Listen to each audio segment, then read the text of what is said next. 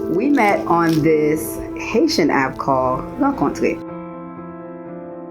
I didn't know anything about it. I saw like it would pop up on IG, pop up on Facebook, and I was like, I wonder what this is all about. And then I clicked on it and I joined and see what this was all about.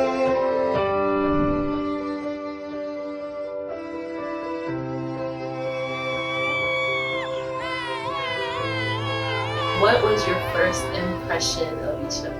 Yeah, m'tap gade mon belle madame bien campée.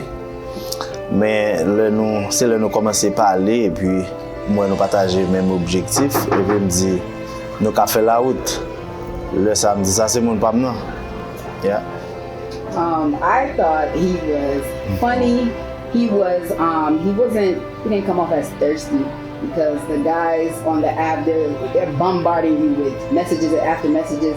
And he was just normal. He was his normal self and asked to be friends and talk to me normally. He wasn't coming at me trying to say, oh, I want to be your man, So that was my first impression. When I met him in person, I was like, oh my gosh, this is the person that I've been talking to and video talking and everything. And then when I met him in person, I'm like, oh, he's very handsome. When was the moment that you knew that this was the person for you?